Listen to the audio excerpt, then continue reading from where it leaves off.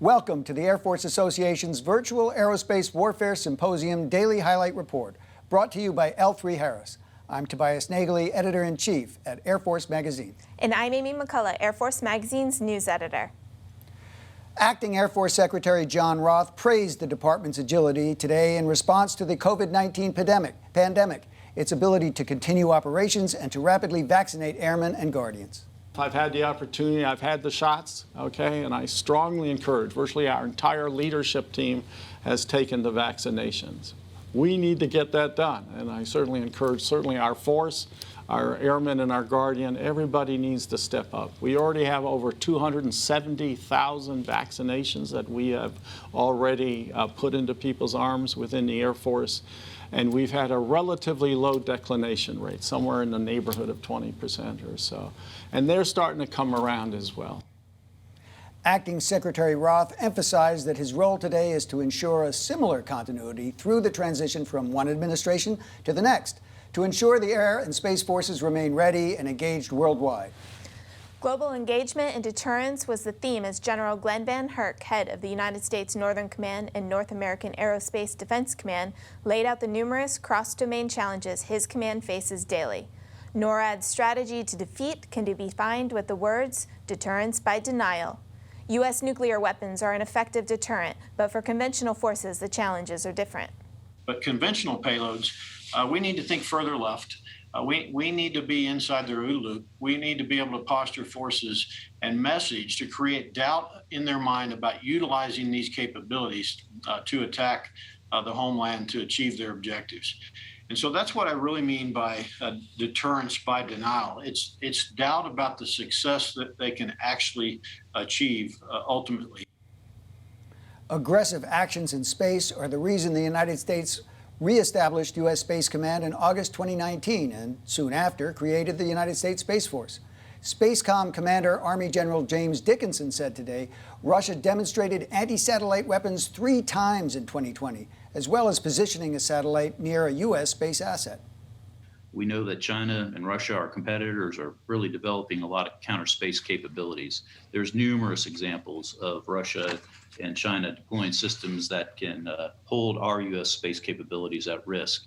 So the common question really outside of military circles sometimes when I'm speaking I find is, so why have we militarized space? And well, the answer is we really haven't. Our competitors have.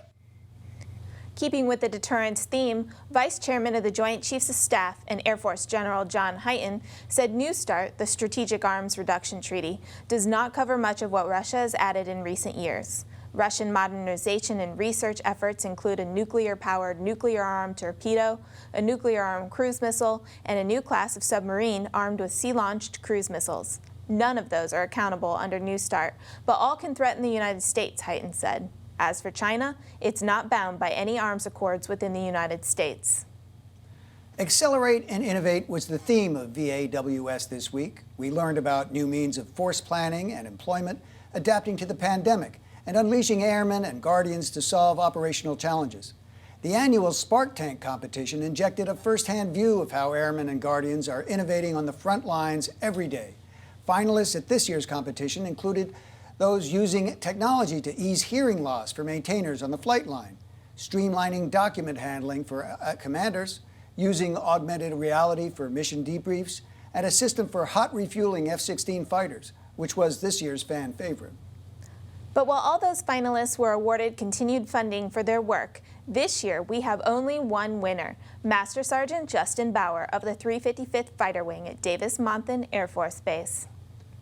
A majority of the judges, including both Air Force Chief General C.Q. Brown and Space Force Chief General J. Raymond, voted for Bauer's solution, which addresses a shortage of C-130 wheels and slashes the time to repair them. I voted for the C-130 wheel repair, and like the Secretary, all of them were good.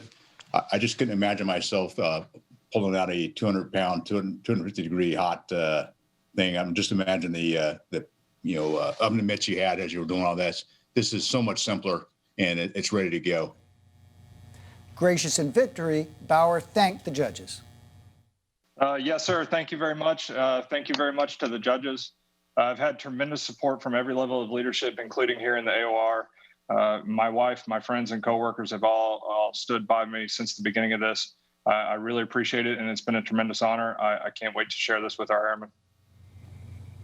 If you missed any sessions this week, you can still watch them on your schedule. Just go to On-Demand page on the Symposium website and select the sessions you still need to see. Late registrations are still being honored. And for end-to-end coverage of vAWS, stay with airforcemag.com. Subscribe to the Air Force Magazine Daily Report newsletter. And while you're at it, become a member of your Air Force Association. We're 75 years young and always on your wing.